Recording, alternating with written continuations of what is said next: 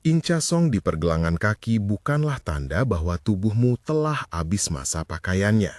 Banyak kebiasaan sederhana, cara memasak, sayuran yang dipilih, ritme berjalan, bisa membantu memperlambat kerusakan jaringan, memperkuat kerangka kolagen yang menopang sendi, dan membuat kakimu terasa lebih ringan.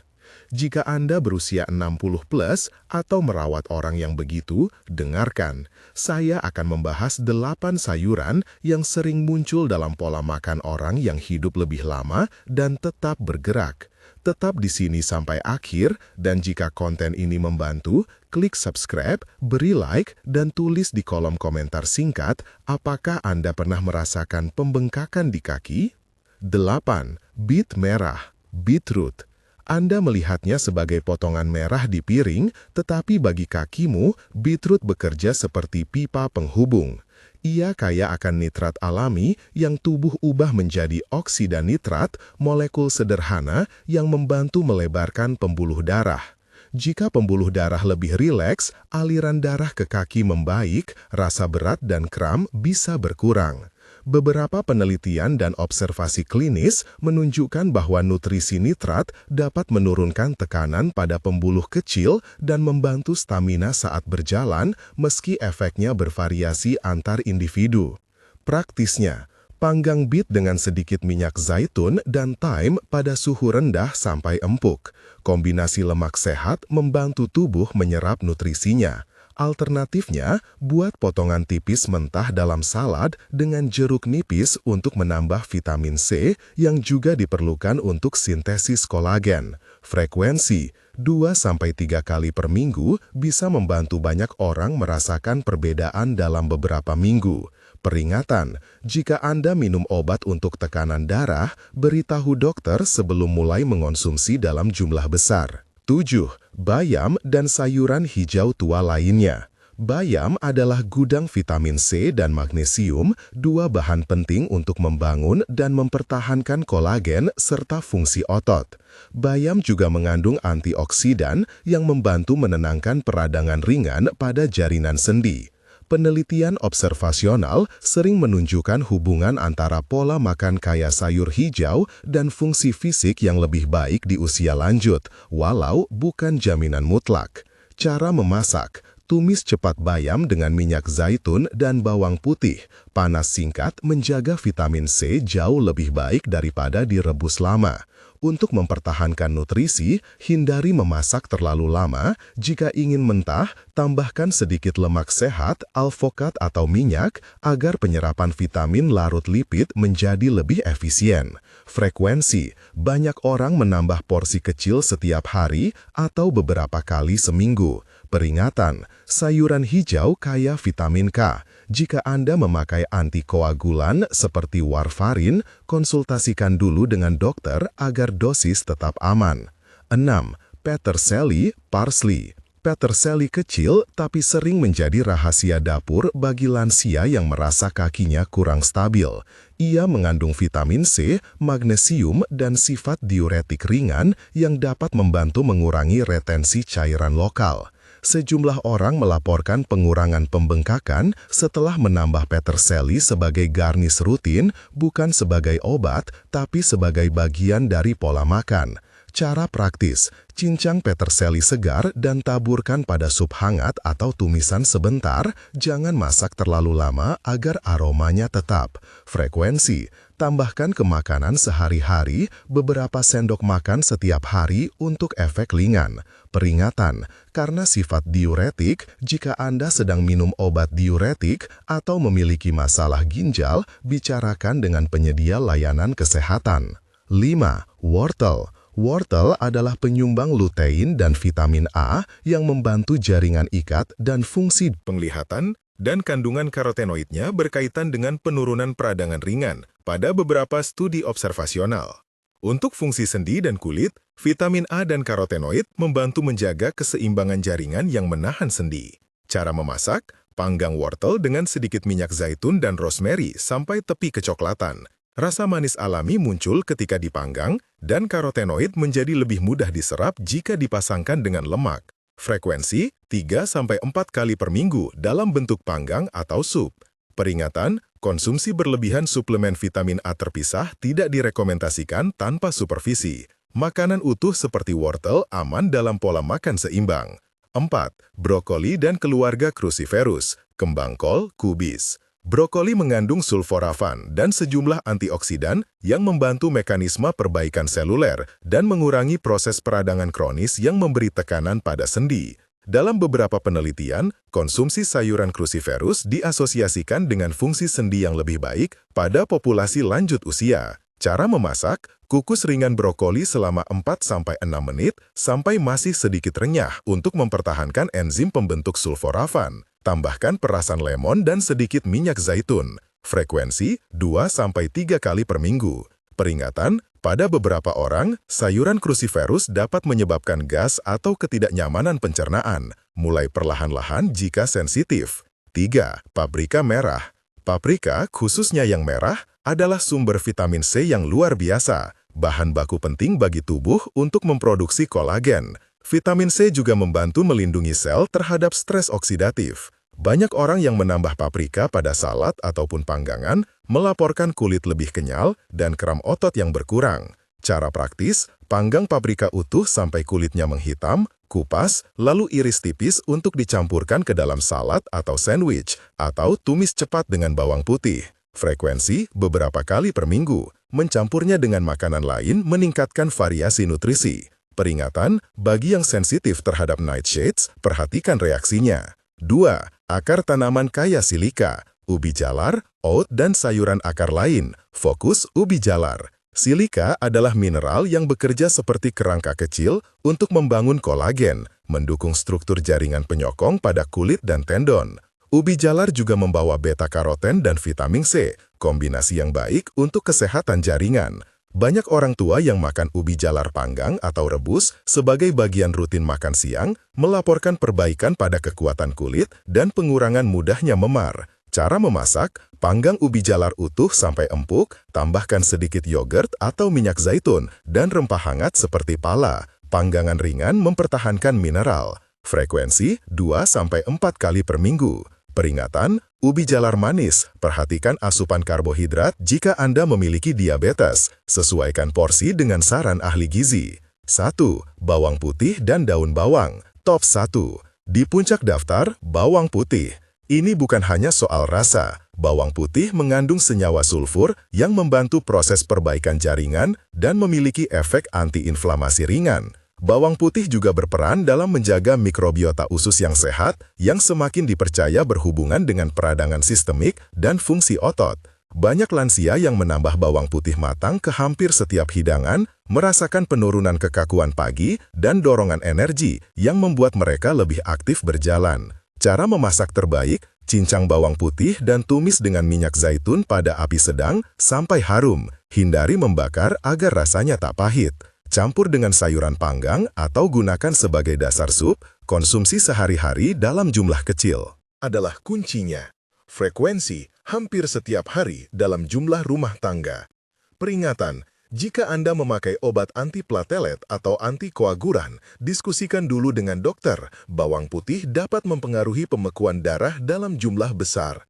Dalam sebuah dapur di tepi pasar kota, saya duduk bersama 3 sahabat, Ibu Sari, Pak Hasan, dan Bu Mira, semua melewati angka 90. Mereka bukan contoh anomali yang lahir beruntung, mereka punya kebiasaan yang berulang dan sederhana. Ibu Sari selalu menambahkan peterseli cincang pada supnya, katanya itu pengharum dan pencerah pagi. Pak Hasan memilih wortel panggang karena mengingatkannya pada ladang kecil di masa muda. Rasa manisnya membuat langkahnya terasa ringan saat berjalan-jalan di taman. Bu Mira tak pernah melewatkan bawang putih di masakannya. Aroma itu membuat seluruh keluarga berkumpul. Mereka tertawa ketika saya tanya siapa yang paling disiplin. Kami saling mengingatkan, kata Bu Mira dengan suara serak namun ceria. Dialog itu singkat, namun menyimpan kebenaran. Konsistensi kecil lebih berharga daripada janji besar yang tak pernah dimulai. Sekarang, sedikit tentang bagaimana memasukkan semua ini ke dalam kebiasaan mingguan Anda tanpa merasa terbebani. Pilih 2-3 sayur dari daftar di atas yang Anda sukai. Rencanakan satu porsi hangat dimakan siang, misalnya brokoli kukus dengan paprika panggang dan ubi jalar, dan satu salad segar di malam hari yang mengandung bayam mentah dan bit titis. Campurkan bawang putih sebagai basis tumisan, tambahkan peterseli segar sebagai sentuhan akhir. Banyak lansia menemukan bahwa mengubah cara memasak, memanggang daripada merebus lama, menambahkan sedikit lemak sehat untuk penyerapan nutrisi, dan mempertahankan tekstur renyah, membuat makanan lebih memuaskan dan lebih mudah diikuti.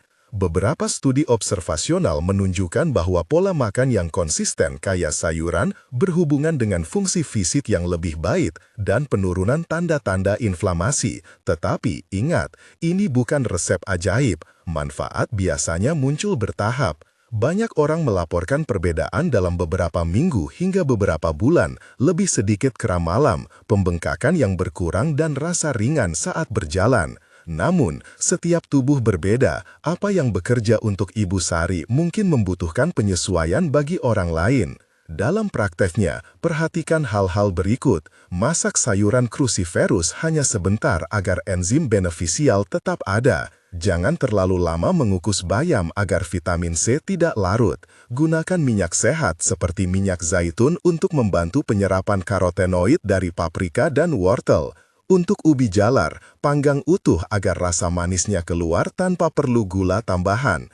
Untuk bit, memanggak atau memarut mentah ke salad dengan jeruk nipis memberi keseimbangan rasa dan tambahan vitamin C. Kisah-kisah kecil dari komunitas juga mengajarkan kita tentang kebiasaan non-makanan yang saling memperkuat. Tidur cukup, berjalan kaki tiap pagi bersama teman, merawat tanaman di pot, serta menjaga hubungan sosial. Ketiga sahabat itu, Ibu Sari, Pak Hasan, Bu Mira, menjadwalkan jalan pagi bersama 3 kali seminggu. Mereka mengatakan bahwa kombinasi makanan yang lebih baik dan aktivitas ringan adalah resep sederhana yang memberikan mereka energi cukup untuk melakukan tugas sehari-hari tanpa merasa terbebani. Sebelum Anda bereksperimen, poin penting, jika Anda sedang minum obat kronis, terutama antikoagulan, obat hipertensi atau diuretik, konsultasikan dengan dokter atau apoteker sebelum mengubah pola makan dengan drastis atau menambah suplemen. Vitamin K pada sayuran hijau dapat berinteraksi. Panaskan oven 200 derajat Celcius. Jika oven besar sulit diakses, gunakan loyang di atas api kecil atau pemanggang listrik. 2. Campur semua sayuran dalam satu mangkuk besar. Tambahkan minyak zaitun, garam, lada, dan bumbu rumah. Aduk sampai rata. 3. Sebarkan rata di loyang berlapis kertas roti, jangan menumpuk terlalu tebal supaya memanggang merata. 4. Panggang 25-35 menit hingga tepi sayuran kecoklatan dan ubi empuk. Balik sekali di tengah waktu. 5. Sajikan hangat. Simpan sisa dalam wadah kedap udara sampai 4 hari. Bumbu rumah, sederhana. 4 siung bawang putih, cincang halus. 1 ikat peterseli segar, cincang halus. 4 sendok makan minyak zaitun. Perasan setengah lemon atau 1 SDM cuka apel. Sedikit garam dan lada. Campur semua bahan dalam toples, simpan di kulkas hingga 1 minggu. Oleskan ke sayur panggang, roti gandum panggang, atau gunakan sebagai saus salad. Cara memasak bayam singkat agar vitamin C dan tekstur terjaga. Panaskan 1 sendok teh minyak zaitun di wajan, masukkan bawang putih cincang, tumis sebentar. Masukkan bayam segar, aduk cepat 30-60 detik sampai layu namun tetap hijau terang. Angkat segera. Taburi sedikit perasan jeruk nipis untuk menambah penyerapan zat besi. Ubi jalar panggang utuh, cara mudah. Cuci bersih ubi, tusuk-tusuk dengan garpu, panggang pada suhu 190-200 derajat Celcius selama 45-60 menit sampai empuk. Potong dan tambahkan yogurt tawar atau kacang-kacangan untuk protein. Bit mentah dalam salad. Parut bit mentah halus, campur dengan serpihan jeruk nipis, sedikit minyak zaitun, dan kacang kenari cincang. Bit mentah memberi tekstur renyah dan vitamin C. Panduan porsi dan kombinasi.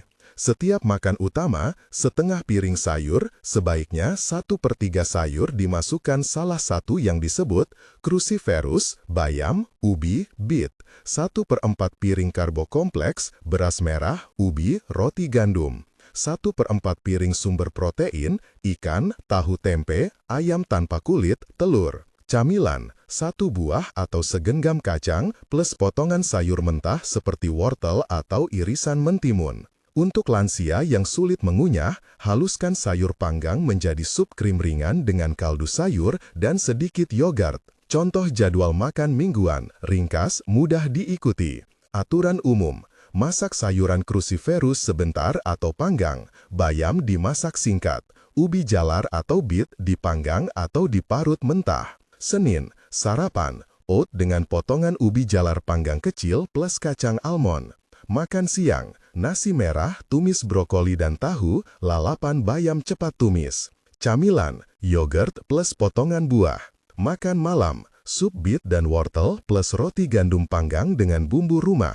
Selasa, sarapan, roti gandum panggang dengan bumbu rumah plus telur rebus. Makan siang, salad bayam mentah dengan beet parut, kacang kenari dan ikan panggang. Camilan, wortel batang plus humus. Makan malam, ubi jalar panggang utuh plus sayur panggang serbaguna. Rabu, sarapan, smoothie bayam, bayam segar, pisang, sedikit jeruk nipis, air.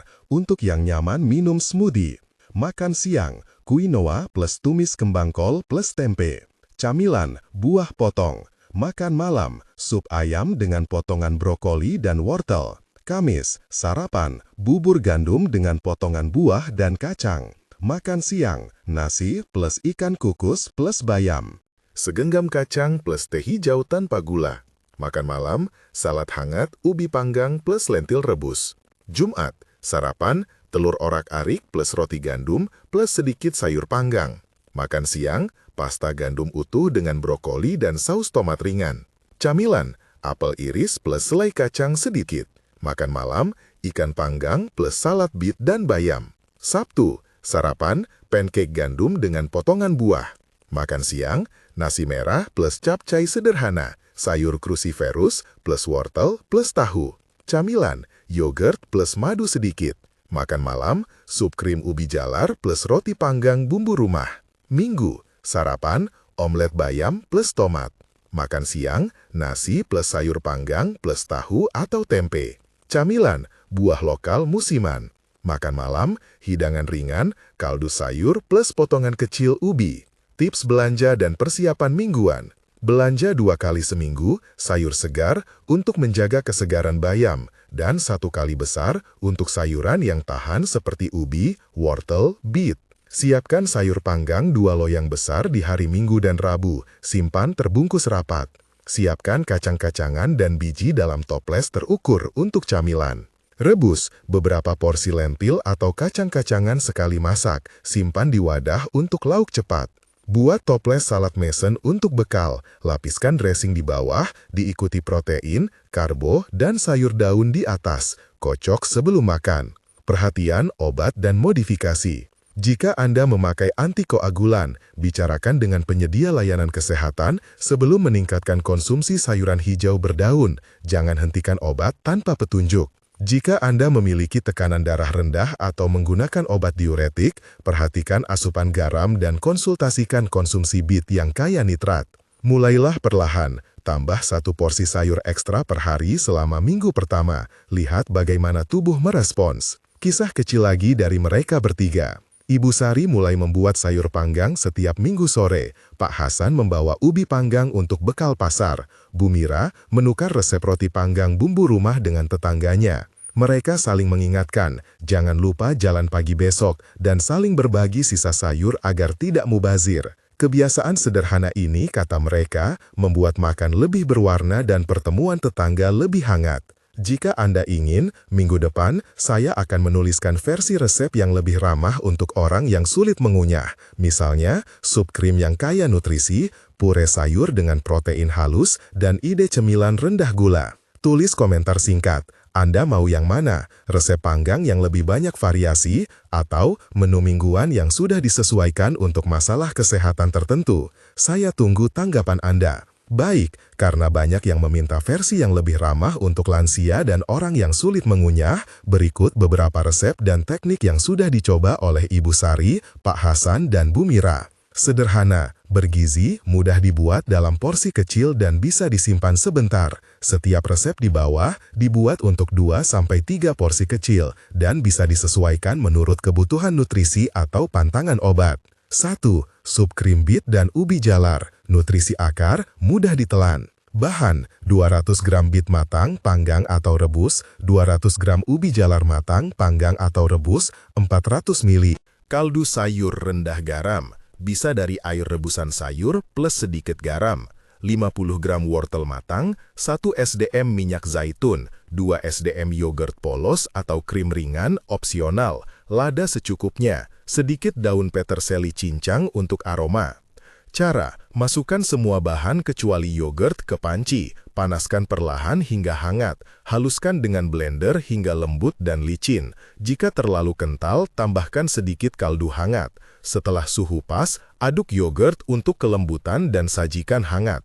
Untuk lansia yang perlu tekstur sangat halus, saring dengan ayakan halus lalu dinginkan sebentar sebelum memberi makan.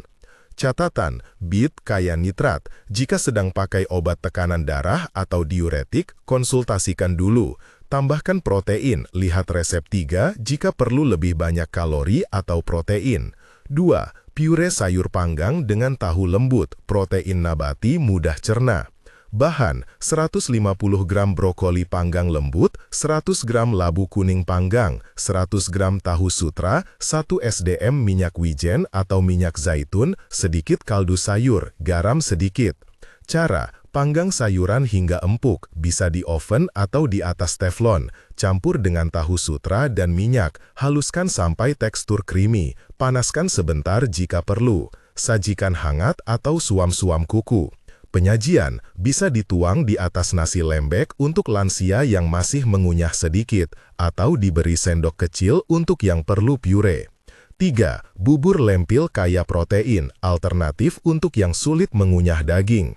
Bahan, 100 gram lentil merah, masak hingga benar-benar hancur, 1 kentang kecil atau ubi, 1 wortel, 500 ml air atau kaldu, 1 SDM minyak zaitun, garam sedikit.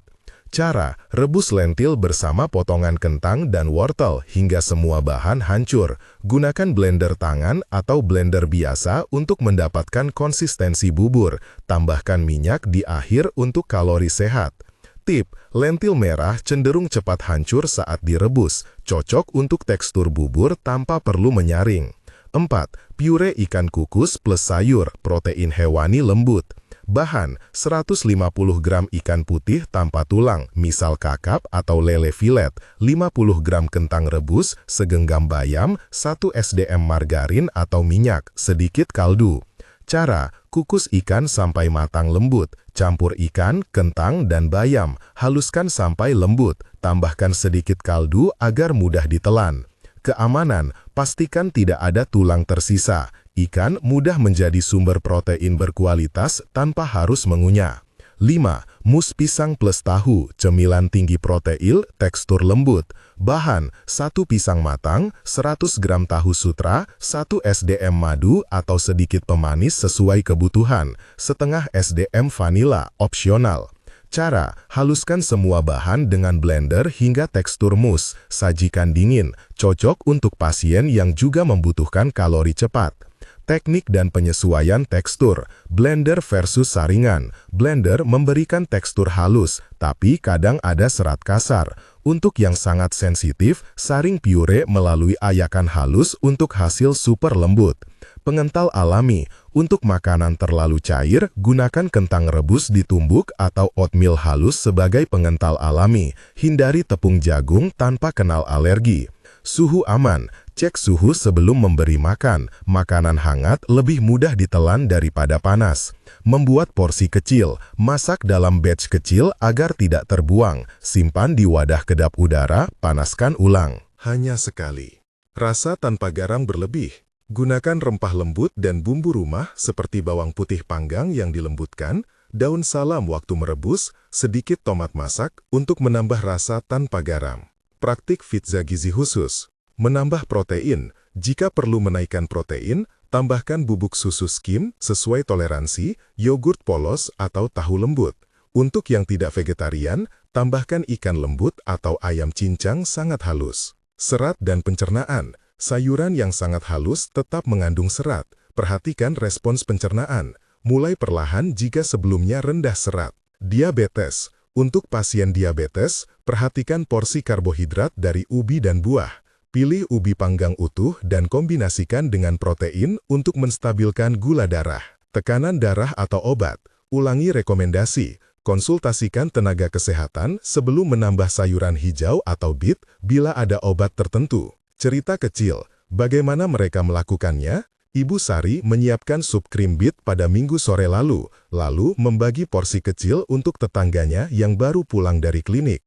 Pak Hasan bawa termos kecil berisi bubur lentil hangat ke pasar. Dia bilang rasanya mengenyangkan dan hangat melekat di perut. Bu Mira, yang senang bertukar resep, mengubah resep roti panggang bumbu rumah menjadi roti kukus lembut yang bisa diolesi pure sayur. Solusi untuk yang ingin tekstur empuk tapi rasa familiar. Daftar belanja singkat untuk minggu ini, versi untuk yang sulit mengunyah. Beet matang siap pakai, atau ubi jalar matang. Tahu sutra, lentil derah, ikan file tanpa tulang.